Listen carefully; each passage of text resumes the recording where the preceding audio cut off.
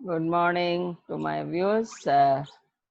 बहुत अच्छा लग रहा है, सुबह का मौसम है और हम सोचती हूँ कि आप लोग तैयार हो आज के संदेश के लिए, क्योंकि सुबह सुबह जो है परमेश्वर के पास जाना बहुत ही आशीषित होता है।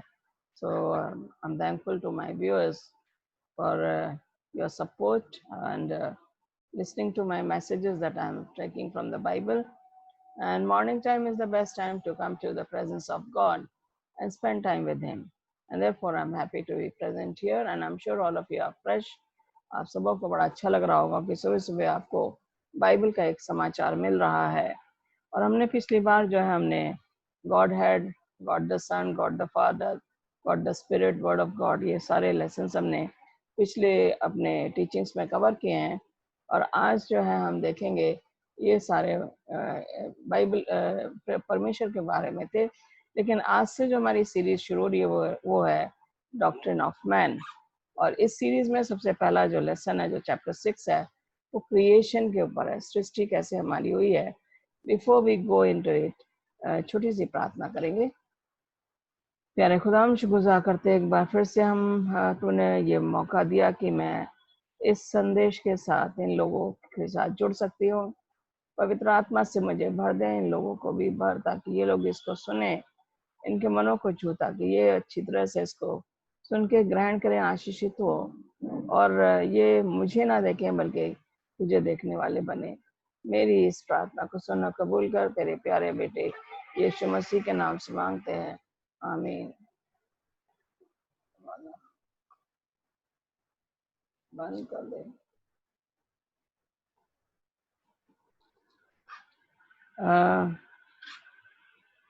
उत्पत्ति 20:11 में हमने 10 आज्ञाओं में देखा कि परमेश्वर ने कहा और उसने उसकी सृष्टि से आसमान और जमीन को बनाया। समुद्र जितना भी जमीन में है सब परमेश्वर ने बनाया।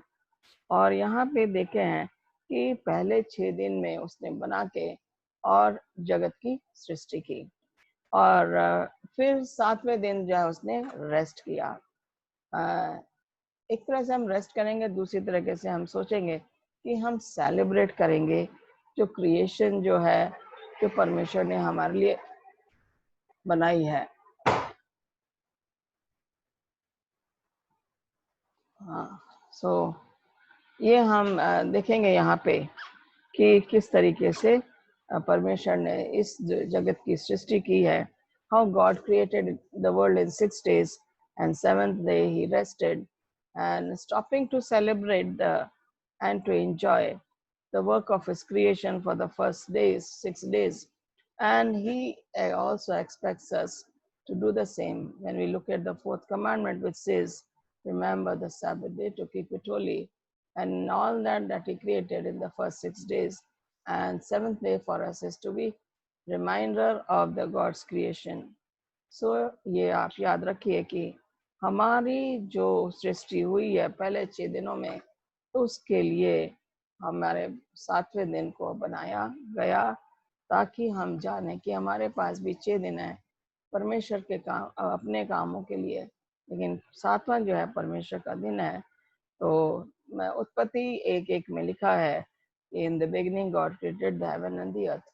हम देखते हैं कि शुरू में, आरंभ में परमेश्वर ने इस सृष्टि की, इस जगत की सृष्टि की, हेवन और अर्थ, आसमान और जमीन। अगर देखें डेज के मुताबिक, पहले दिन इसने रोशनी बनाई। God separated the light from darkness. That was his first day's creation, because everything was dark and the Spirit of God was hovering over the waters. So here he had to do, the first thing he had to do was to create a light, and the light part was day and the night part was night. सो दिन जो रोशनी का है उसको दिन कहा गया, अंधेरा जो था उसको रात कहा गया। तो पहले दिन इसकी सृष्टि हुई। Day 2 God divided the waters clinging to the earth and making it conditions for suitable to life. अब उसने जो है समुद्र को एक तरफ किया और पानी को एक तरफ, लैंड को, भूमि को एक तरफ कर दिया, ताकि जो भूमि पे लोग जो हैं वो वहां पे रह सकें। अगर वो पानी को अलग नहीं करता तो भूमि पे लोग कैसे रहते। तो बहुत ज़रूरी था कि पानी को अलग किया जाए, इकट्ठा किया जाए एक जगह, जिसको हम समुद्र या नदियों के फॉर्म में यूज करते हैं, और फिर हम जमीन पे रहते हैं। Day third, he gathered the waters together again, and he made plants and trees. अगर देखा जाए, जब भूमि अलग हो गई, अब वो बंजर भूमि थी, उसमें कुछ तो लगना चाहिए था। So he created plants and trees. जो हमारे आसपास जो पेड़ पौधे हैं, हम उनको देख के बड़े खुश होते हैं, फूलों को देख के बड़े खुश होते हैं। ये सब परमेश्वर की सृष्टि थी, जो कि उसने तीसरे दिन की। चौथे दिन अगर देखा जाए कि science in the heavens, okay, आसमान में जो साइंस थे, दिन के लिए सूरज और रात के लिए तारे और चंद्रमा। So these were the lights for the man to enjoy, and that was created on the fourth day. उत्पत्ति पहला अध्याय 14 से 16 में जाएंगे। अगर पांचवें दिन अगर देखा जाए, जेनेसिस 1:21, उत्पत्ति 21 में उसने बर्ड्स एंड फिशेस, उड़ने वाले परिंदों की रचना की, और पानी में रहने वाले जंतुओं की उसने सृष्टि की। छठे दिन हम जाएंगे तो उत्पत्ति 1:24 में लिखा हुआ है कि ही क्रिएटेड एनिमल्स, उसने जानवरों को बनाया, जो कि जमीन पे रेंगने वाले और जमीन पे रहने वाले, जंगल में रहने वाले और पालने वाले पालतू पशु सभी की रचना उसने छठे दिन की। इसके साथ साथ उसने जो है सबसे महान काम जो परमेश्वर ने किया, क्योंकि पेड़ पौधे भी बन गए, यहाँ पे बर्ड्स एंड फिशेस भी हो गए, लेकिन इनको देखभाल करने के लिए जो है एक आदमी की जरूरत थी, और वो भी परमेश्वर की शक्ल में। तो यहाँ पे देखते हैं, that was the crowning act of creation in his own image. अपनी ही शक्ल में परमेश्वर ने किसको बनाया? आपको और मुझे, चाहे वो लेडीज हो चाहे वो जेंट्स हो, we are all created in the image of God. अब हम देखते हैं कि ये कैसे किया। भजन संहिता उसका 33वां अध्याय में कितना इतना सब परमेश्वर ने किया। क्या ये सब पॉसिबल अगर हम करना मांगे? अगर हम पौधा लगाने मांगते हैं और अगर हम तो वहां पे लगे तो हमारे को टाइम लग जाता है, लेकिन परमेश्वर के साथ ऐसा कुछ भी नहीं था, क्योंकि वो परमेश्वर है, वो हमसे अलग है। उसने हमें अपनी इमेज में, शक्ल में जरूर बनाया है, लेकिन कैसे बनाया है? बड़े अद्भुत तरीके से आदमी को बनाया गया। 33 का छठी आयत, आकाश मंडल यहोवा के वचन से और उसके सारे गुण और उसके मुंह की श्वास से बने, उसने कहा और वो बन गए। क्योंकि 9वीं आयत में जब उसने कहा तब हो गया, बड़ा, he said and it was done, okay, जब उसने आज्ञा दी तब वास्तव में वैसा ही हो गया। he commanded and it stood fast, okay, जैसा परमेश्वर ने बोला, let there be waters separated from land, so it was separated, okay। उसने कहा, क्या हम बोल के अपने आप को कुछ चीजें बना सकते हैं जैसे परमेश्वर ने कहा? नहीं, क्योंकि हम जो हैं पाप से भरे हुए हैं, पापी लोग हैं, हमसे ऐसा नहीं हो पाएगा। तो यहाँ पे देखते हैं कि उसने जो है इस मनुष्य को अपनी ही शक्ल में बनाया। अगर उत्पत्ति में जाएं तो इसने मिट्टी का पुतला लिया और उसने उसको एक ढांचा बना दिया आदमी की शक्ल में, और उसमें जीवन का सांस फूंक दिया। तो यहाँ पे इस तरीके से जो है मनुष्य की सृष्टि हुई। तो यहाँ पे जो देखा जाए कि ये जो परमेश्वर ने जो सब कुछ किया, हम लोग बच्चों को नंबर सिखाते हैं 1 2 3 4 5 6 ऑर्डर में, और परमेश्वर ने इसी ऑर्डर में उसने इस दुनिया की भी सृष्टि की। फिर परमेश्वर ने कहा 26वीं आयत की पहला उत्पत्ति, आओ हम मनुष्य को अपने स्वरूप के अनुसार अपनी समानता में बनाएं, और वे समुद्र की मछलियां और आकाश और के पक्षियों, घरेलू पशुओं और सारी पृथ्वी पर सब रेंगने वाले जंतुओं पर जो पृथ्वी पर हैं अधिकार रखें। आदमी को क्यों बनाया? Why did he create God? Because he had given us everything on the land to enjoy and to take care of it. उसकी देखभाल भी करनी है और उसको जो है हमने देख के उसको एंजॉय भी करना है। तो ये जो है क्रिएशन का जो अकाउंट है, देखा जाए नरेटिव है, इसको बताया गया, डिस्क्राइब किया गया है, एंड क्रोनोलॉजिकल ऑर्डर में इसको डिस्क्राइब किया गया है। जैसे पहले दिन रोशनी, फिर दूसरे दिन लाइट, पहले दिन रोशनी, फिर दूसरे दिन पानी को अलग किया, और इस तरीके से दिन और रात बनाए गए। तो सब कुछ उसने ऑर्डर में किया। तो हम जानते हैं परमेश्वर, God is a god of order, और इसलिए ही उसको ऑर्डर जो है बड़े तरीके से वो चाहता है कि सब कुछ एक तरीके से होती चली जाए। फिर उसने दूसरा अकाउंट जो दिया है वो फैमिली हिस्ट्री। अगर देखा जाए जेनेसिस 5:1 में, तो यहाँ पे हम देखते हैं आदम का परिवार। ओके, 5 आदम का परिवार हम देखते हैं चौथे चैप्टर से उत्पत्ति के, और उसके बाद हम देखते हैं कि आदम की वंशावली। ओके, कैसे? फिर हम देखते हैं नू। ओके, फ्लड आया, और फ्लड आने के बाद जो है नू से फिर से ये वंश चलना शुरू हुआ, और ये पृथ्वी फिर से भरने लगी, जैसे कि आदम की वंशावली से हुआ था। तो यहाँ पे हम देख रहे हैं फैमिलीज, परमेश्वर को जरूरत थी कि इस जगत में फैमिलीज, परिवारों को बसाया जा सके। He needed for the world to have their families and to enjoy their life.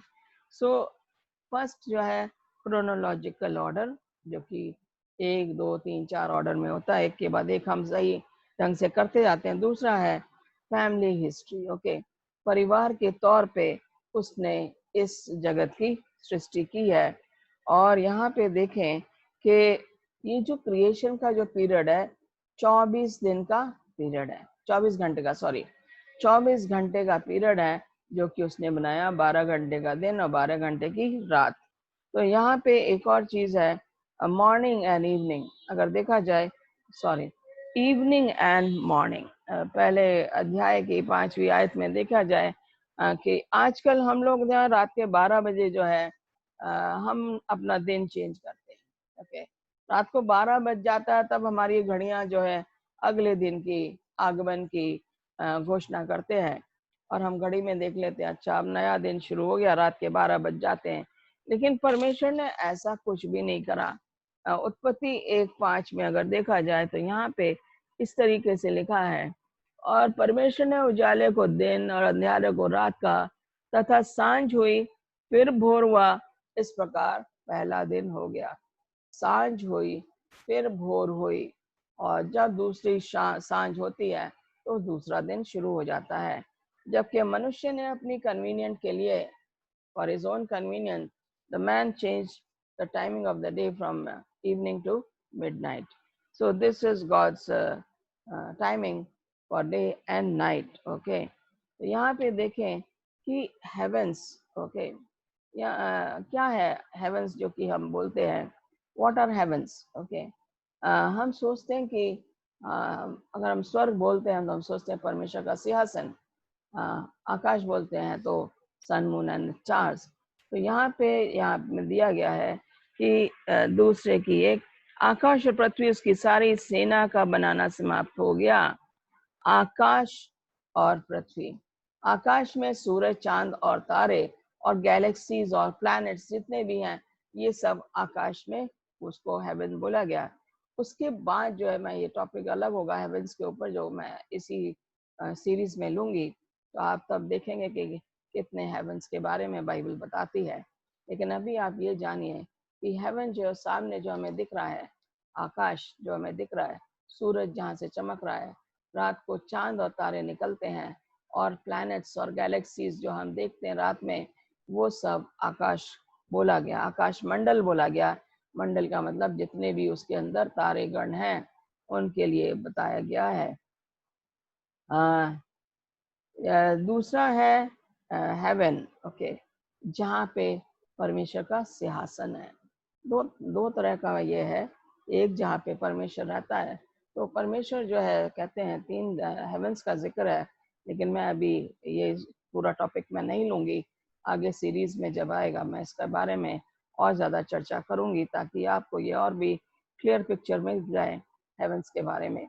तो यहाँ पे है, एक है परमेश्वर का सिंहासन, 1:14-19। ओके, उत्पत्ति 1:14-19। फिर परमेश्वर ने कहा, दिन को रात से अलग करने के लिए आकाश के अंतर में ज्योतियां हो और वो चिन्हों में नियत समय और दिनों और वर्षों के कारण हो। तो ये जो सन, मून एंड स्टार्स और गैलेक्सीज जो है, ये क्या नियत समय के लिए सीजन्स बनाए उसने, मौसम बनाया, सर्दी और गर्मी और बारिश का मौसम, और जिसको हम बसंत ऋतु, ये सारी ऋतुएं हैं जो कि उसने बनाई हैं। वो भी बेस करता है 24 घंटे के आधार पे। और ये आकाश में जो ज्योतियां बनाई है उसके ऊपर ये आधार करता है।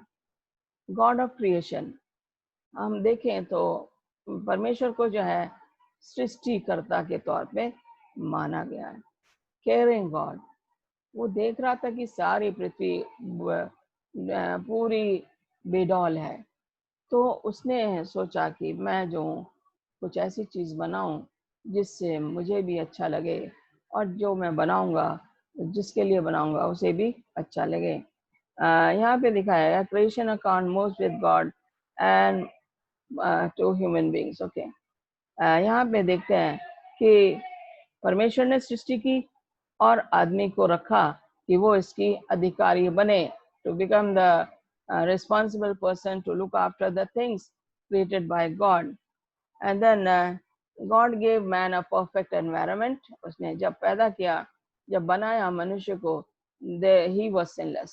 Okay, उसमें कोई पाप नहीं था, कोई गलती नहीं थी, लेकिन बाद में जो है मनुष्य ने पाप किया। फिर हम देखते हैं God is a careful planner.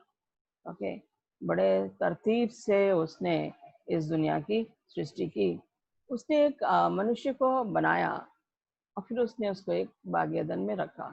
बड़ा प्यारा बाग एदन था जहाँ पे उसको रखा गया, क्योंकि वो सिनलेस था और वो मनुष्य के लिए था, ताकि मनुष्य उस बाग एदन की देखभाल कर सके।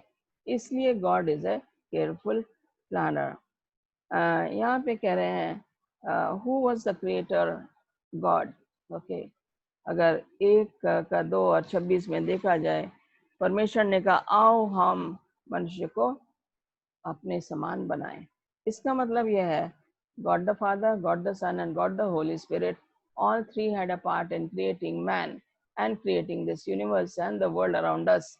So this is how God was active during the uh, creation week. And फिर हम देखते हैं यहाँ पे कि यहाँ पे जो है हर चीज जो है, everything that we see around talks about God and nothing else. परमेश्वर के बारे में हम जो भी देखते हैं वो हमें बताया गया है। यहाँ पे जो है God's display of love. Okay, God shaping man very much, very lovingly and breathing into his nostrils the breath of life. Okay, बड़े प्यार से उसने इसकी सृष्टि की, मनुष्य की, और फिर उसके क्या करा, उसके नाक में जीवन का सांस भर दिया। इस तरीके से उसने जो है मनुष्य को बनाया। तो यहाँ पे लिखा है एक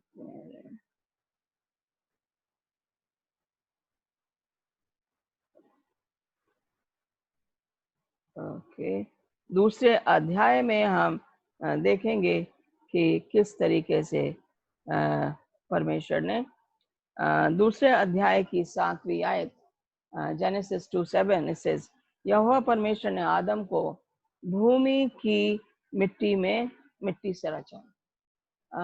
हम लोग जब देखते हैं कि घरों में जब कोई डेथ हो जाती है, हम सोचते हैं मिट्टी ही तो था, मिट्टी में चला गया। ओके, ये शब्द यहाँ पे जो है फिट बैठता है कि मिट्टी से रचा। ओके, यहोवा परमेश्वर ने आदम को भूमि की मिट्टी से रचा, कोई और मिट्टी नहीं ली, जमीन से मिट्टी ली और उसके नथनों में जीवन का सांस फूंक दिया और आदम जीवित प्राणी बन गया। तो यहाँ पे हम देखते हैं किस तरीके से आदम की उत्पत्ति हुई और किस तरीके से उसे बाग एदन या आदम वाटिका में रखा गया, ताकि वो उसकी देखभाल कर सके। और ये जो है इसलिए यहाँ पे इसको रखा गया। तो हम देखते हैं कि परमेश्वर की जो भी उत्पत्ति है, पर्पस ऑफ क्रिएशन, ये बड़ी अच्छी आयत है जो कि मुझे बहुत अच्छी लगती है। और मुझे एक तरह से मैं कहना चाहिए ये मेरी फेवरेट आयत है। This is one of the my favourite verse that I love it. He that लवeth not knoweth not God, for God is love। पहला यूहन्ना 4 अध्याय और उसकी 8वीं आयत में बताया गया है कि पर्पस ऑफ क्रिएशन, जो प्रेम नहीं रखता वह परमेश्वर को नहीं जानता, क्योंकि परमेश्वर प्रेम है। जो प्रेम नहीं रखता वो परमेश्वर को नहीं जानता, क्योंकि परमेश्वर प्रेम है। मुझे ये आयत बहुत पसंद है, क्योंकि अगर हम इस आयत को देखें तो आपस में हमें प्रेम भी रखने की जरूरत है। तो यहाँ पे कह रहे हैं कि पहला तो है परमेश्वर ने अपना प्यार हमें दिखाया, और प्यार उसका इतना था कि उसने आदमी की सृष्टि कर दी, ये सारा हमारे आसपास बनाया, प्रकृति बना दी। दूसरा पर्पस जो उसका था, भजन संहिता 19:1-4 में था, उसकी महिमा हो सके। किसकी महिमा करे? आदमी को जरूरत है कि परमेश्वर की महिमा करे। तो जब हम परमेश्वर की महिमा करते हैं तो परमेश्वर जो है हमें और भी बरकतें देता है। तो यहाँ पे 19:1-4 में मैं पढ़ना मांग रही भजन संहिता का। भजन संहिता जो है काफी चीजों के बारे में हमें बताता है, और हमें जो है वही चीजें हमें देखने की जरूरत है। 19:1-4 मैं सोचती हूँ इस आकाश परमेश्वर की महिमा का वर्णन कर रहा है। परमेश्वर ने क्यों बनाया हमें? ताकि हम उसकी महिमा कर सकें। वो हमसे प्यार करता है, इसलिए उसने इसे बनाया। तीसरा है, नेक्स्ट है, जो हमारे सामने जो प्रकृति है, पेड़ पौधे, और कभी कभी हम बहुत घमंड में आ जाते हैं कि ये देखो मैंने आज ये लगाया पौधा, आज मैंने ये पौधा लगा दिया। हम सोचते हैं मैंने लगाया। भाइयों और बहनों, ये ऐसा कुछ भी नहीं है। ये आपने नहीं लगाया, ये परमेश्वर ने बनाया। क्योंकि जब तक परमेश्वर की आत्मा उसमें नहीं है, परमेश्वर की शक्ति उसमें नहीं है, तब तक उस पौधे को कुछ नहीं होने वाला। चाहे आप कुछ भी कर लो, परमेश्वर चाहेगा तो वो पौधा फलेगा और वो बढ़ता चला जाएगा। जैसे कि हम बचपन होता है और हम बढ़ते चले जाते हैं, और हम परमेश्वर की महिमा और स्तुति में बढ़ते हैं। तब अगर परमेश्वर के साथ है तो हमारे पास सब कुछ है। इसलिए परमेश्वर का होना। दूसरा जो रीजन है जो परमेश्वर ने बताया कि इस दुनिया को चाहता था कि ये भर जाए, मतलब बी फ्रूटफुल एंड मल्टीप्लाई, परमेश्वर फूलो फलो और पृथ्वी में समा जाओ। ये जेनेसिस 2:20 में बताया गया। परमेश्वर की आशीष इतनी ज्यादा थी कि वो बताता जा रहा है कि क्या हमें करना है। 2:20 में जाएंगे, और यहाँ पे इस तरीके से मैं इसलिए टेक्स्ट पढ़ रही हूँ ताकि पता रहे कि क्यों मैं 2:20। अतः आदम ने सब जाति के घरेलू पशुओं, आकाश के पक्षियों, सब जाति बनेले पशुओं के नाम रखे। प्रथम, अच्छा यहाँ पे बताया गया कि वो सारा कुछ बनाया, और फिर जो है उसने बोला कि इसमें फूलो फलो और इसमें समा जाओ।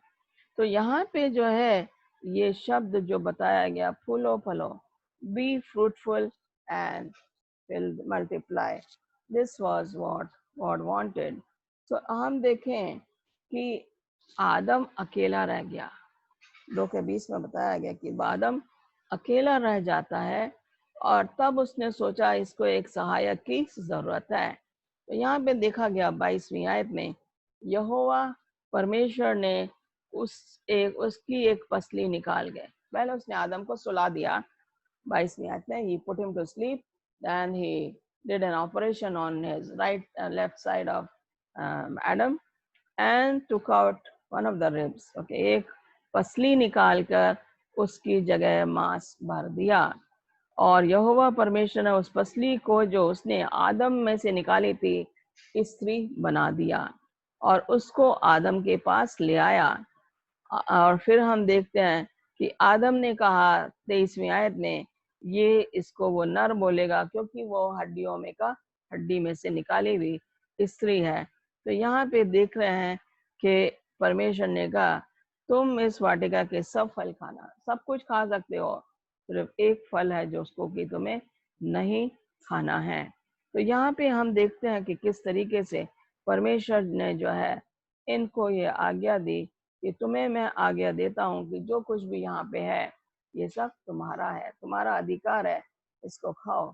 तो पहली शादी, परमेश्वर चाहता था कि शादी जो है इनकी हो और ये हस्बैंड वाइफ एक साथ रहें। ये एक और पर्पस था परमेश्वर का इस दुनिया को बनाने का, आदम को बनाने का और हवा को बनाने का, जिसको नारी आदम ने कहा। हम देखते हैं कि भजन संहिता 96 अध्याय हम जाएंगे और उसकी 4 और 5वीं आयत में हम देखेंगे कि यहाँ पे परमेश्वर हमें क्या बताने की कोशिश कर रहा है। भजन संहिता 96 अध्याय और उसकी 4 और 5वीं आयत। क्योंकि यहोवा महान और अति स्तुति के योग्य है, वह सब देवताओं से अधिक योग्य है। तो यहाँ पे जो है सिग्निफिकेंस ऑफ क्रिएशन जो हमें परमेश्वर हमें बता रहा है, वो कह रहा है वो सब चीजों में महान है। दूसरे देवताओं में जो लोग जिनकी पूजा करते हैं वो आदमी के बनाए हुए देवता है, जो कि वो आदमी सामने रख लेता है और बुत परस्ती में चला जाता है। तो परमेश्वर जो है इन सब चीजों से महान है। God's glory cannot be given to idols. अज़ाया 42:8 में बताया गया है परमेश्वर की जो महिमा है दूसरे बुत परस्ती या बुत परस्त में नहीं जाना चाहिए, या जो दूसरे हम यहाँ पे सृष्टि कर लेते हैं यही हमारा ईश्वर है, यही हमारा भगवान है जैसे कहते हैं। लेकिन परमेश्वर की महिमा उन सब से ऊपर होनी चाहिए। We have to keep God's glory above all the other things that we have in our world, and this is what is the significance of the creation. God does not want us to go and fall into the idol worship. He wants us to go and do परमेश्वर को महिमा दें। परमेश्वर सबसे महान है, तो हमें उसी की जो है स्तुति करनी चाहिए। 95 का 6 भजन संहिता। आओ हम झुककर दंडवत करें और अपने कर्ता यहोवा के सामने घुटने टेकें। हम सुबह का समय, जैसे मैंने बोला, बहुत अच्छा टाइम है, तो हमें जो है परमेश्वर कहता है मेरे पास आओ, बुला रहा है, घुटने टेक के उसके पास जाना है और प्रार्थना करनी है, क्योंकि वो हमारा सृष्टि करता है। God is a creator and therefore we need to worship God on bending knees. Okay, यहाँ पे कह रहे हैं कि सैबत। ओके, यहाँ पे बड़ा अच्छी तरीके से बताया है 6 दिन में परमेश्वर ने काम किया और 7वें दिन रेस्ट किया, जैसे मैंने शुरू में अपने संदेश के बताया। और 7वां दिन जो है उसने आपके और मेरे लिए रखा है, ताकि हम पूरा सम्मान परमेश्वर को 7वां दिन जो सिर्फ टोटल परमेश्वर के लिए है, हमें उसमें उसकी आराधना करनी चाहिए। क्योंकि जब 7वें दिन हम जाते हैं, हमें भी ये पता है कि हमारे को परमेश्वर ने 6 दिन देखे। God has given us the 6 days, then we should go and worship Him on the 7th day, and that is God's day. So we cannot do anything besides worship and praying for people, going and visiting the families who are in need, and that is the time for us to enjoy God's creation. So यहाँ पे जो है निर्गमन 20:8-11 में चौथी आज्ञा, इसके बारे में जो अलग ही चैप्टर है सबत के बारे में, जो मैं बाद में लूंगी, इसी सीरीज में मैं लूंगी। और एक निर्गमन 31:13-17 में भी इस दिन के बारे में बताया गया है। उत्पत्ति 21 दूसरा और तीसरा अध्याय में भी बताया गया कि rest from the weekly work is the 7th day. यहाँ पे हमने देखा कि परमेश्वर ने आदम और हवा को बनाया और एक डिवाइन इंस्टीट्यूशन ऑफ मैरिज उसने क्रिएट करा by making Adam and Eve and bringing them together as a family.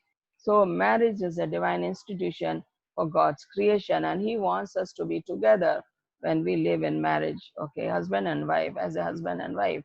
परिवार के तौर पे हमारे परिवार में हस्बैंड और वाइफ और फिर बच्चे होते हैं, वो परिवार बढ़ जाता है, परमेश्वर में बढ़ता है। वही जो है परमेश्वर चाहता है कि हम वैसा ही करें। मलाकी 2:10 में लिखा हुआ है, he is our father and we are his children. Okay, वो हमारा पिता है। क्यों वो हमारा पिता है?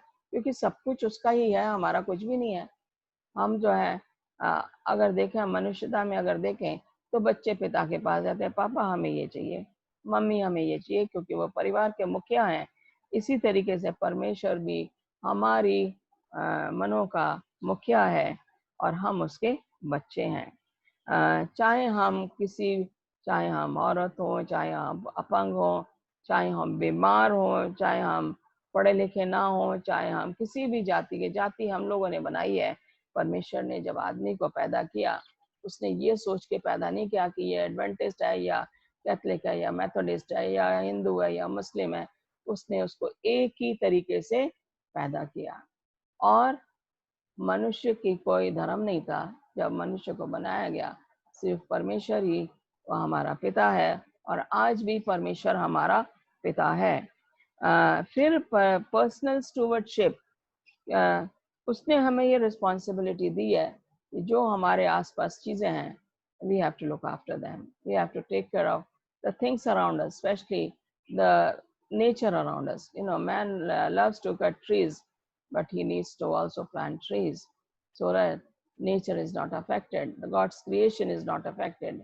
तो जब हम पेड़ों की हम देखभाल करते हैं, हमारे बच्चों जो हमें मिलते हैं परमेश्वर के दान के रूप में, हमें वो दिए गए हैं ताकि हम उनकी देखभाल कर सकें।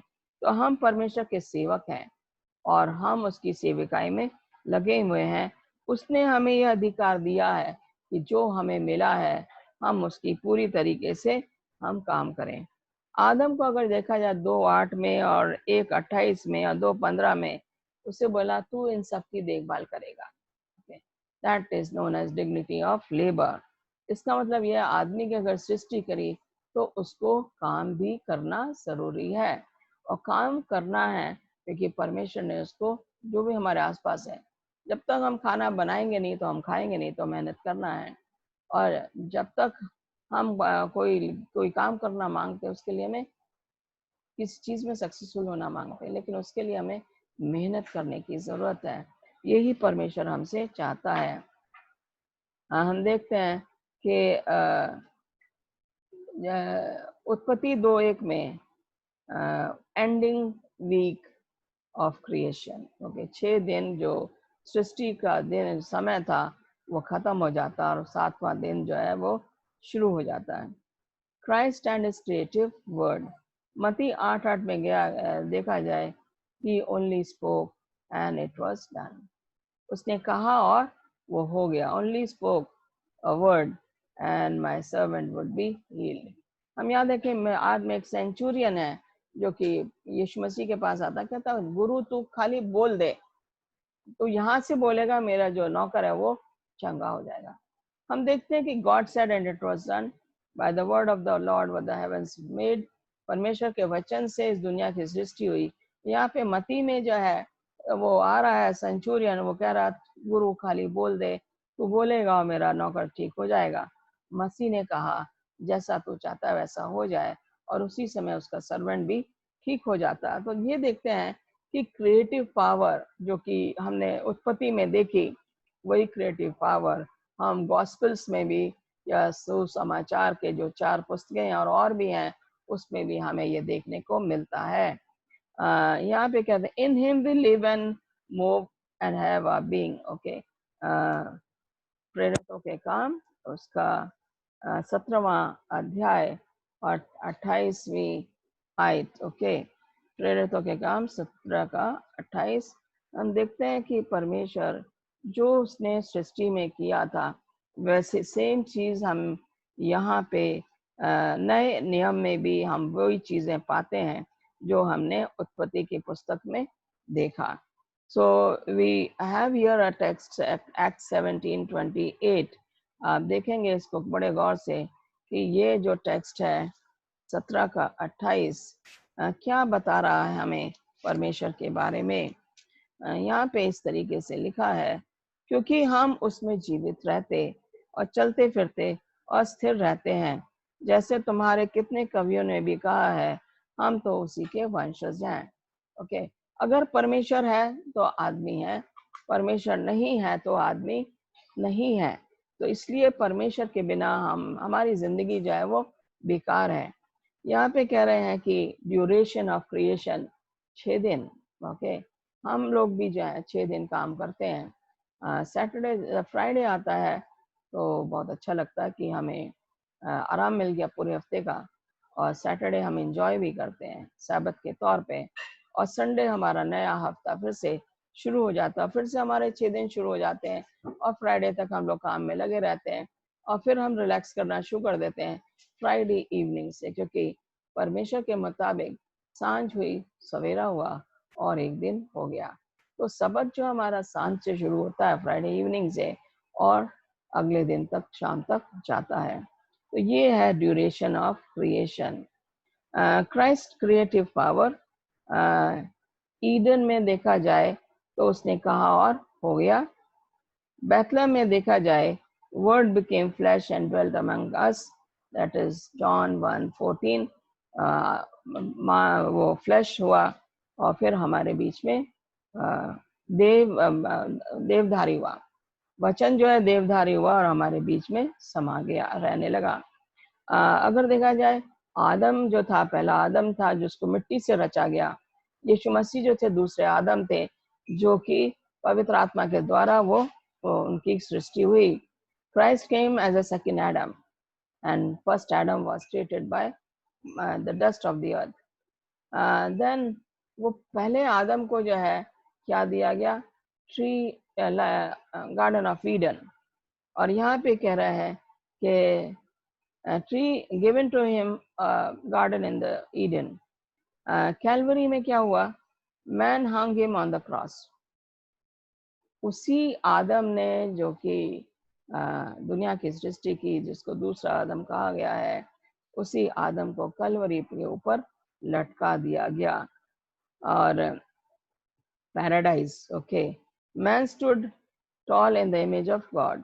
ओके, जब उसकी सृष्टि हुई तो वो पाप रहित था, और जब यीशु मसीह आएंगे और हमें उस आसमान में ले जाएंगे, हम फिर से पाप रहित बन जाएंगे, and we will stand tall in the image of God. Okay, Calvary में क्या हुआ, उसको जब क्रूस पे चढ़ाया गया तो सबसे ज्यादा कमजोर यीशु मसीह पड़ जाता है, और उसको एक कैदी के तौर पे, एक गुनहगार के तौर पे क्रूस पर लटकाया गया। हम देखते हैं कि क्रूस पे जब यीशु मसीह लटके हुए थे, उन्होंने कहा यूहन्ना 19:30 में, इट इज फिनिश्ड, ये सब खत्म हुआ। और फिर हम देखते हैं कि जब वहाँ पे सब खत्म हो गया तो तीसरे दिन यीशु मसीह जब जिंदा हुए तो फिर से जो है वो अपने उसमें आ गए और शैतान के ऊपर उन्होंने विक्ट्री हासिल की, विजय हासिल की। तो ये जो चीज़ें हैं जो क्रिएशन के बारे में हमने आज सीखी हैं, हम चाहेंगे कि हम जो टेक्स्ट मैंने दिए आप लोग घर में बैठ के इसको पढ़िए, ताकि आप इससे और ज़्यादा आशीषित हो सकें।